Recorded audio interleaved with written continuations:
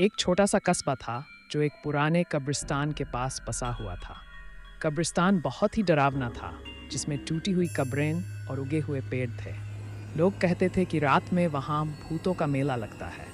कस्बे में एक लड़का रहता था जिसका नाम राहुल था। राहुल बहुत ही साहसी था और उसे भूतों प्रेतों की कहानियों में बिल्कुल भी विश्वास नहीं था। एक रात उसके दोस्तों ने उसे चुनौती दी कि वह अकेले कब्रिस्तान जाकर रात बिताए।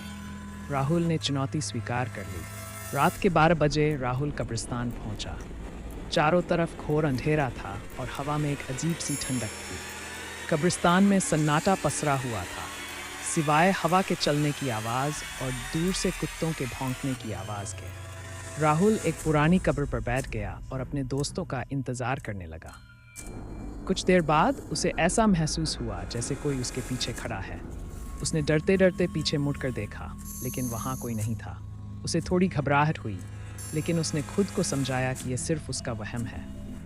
उसने फिर से आगे की तरफ देखा तो उसे एक धुंधली सी आकृति दिखाई दी जो कब्रों के बीच में खड़ी थी। आकृति धीरे धीरे उसकी तरफ बढ़ने लगी। राहुल डर के मारे कांपने लगा।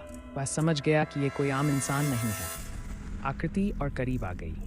चांद की हल्की रोशनी में राहुल ने देखा कि वह एक औरत का भूत है, जिसके चेहरे पर गहरे घाव थे और जिसके कपड़े खून से सने हुए थे। भूतनी ने एक भयानक आवाज निकाली और राहुल की तरफ हाथ बढ़ाया। राहुल डर के मारे चिल्लाया और वहां से भागने लगा। वह इतनी तेजी से दौड़ा कि उसे कुछ भी दिखाई नहीं दे रहा था। जब वह कब्रिस्तान के बाहर पहुंचा तो उसने पीछे मुड़कर देखा। भूतनी अब भी वहीं खड़ी थी, उसे घूरती हुई। राहुल बिना रुके अपने घर की तरफ भागा और दरवाजा अंदर से बंद कर लिया। अगले दिन उसने अपने दोस्तों को सारी बात बताई, लेकिन उन्होंने उसकी बातों पर विश्वास नहीं किया।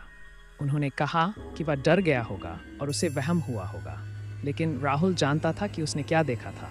उस रात के बाद से उसने कभी भी कब्रिस्तान के पास जाने की हिम्मत नहीं की। उसे हमेशा वह भयानक भूतनी और उसकी डरावनी आवाज़ याद आती रही।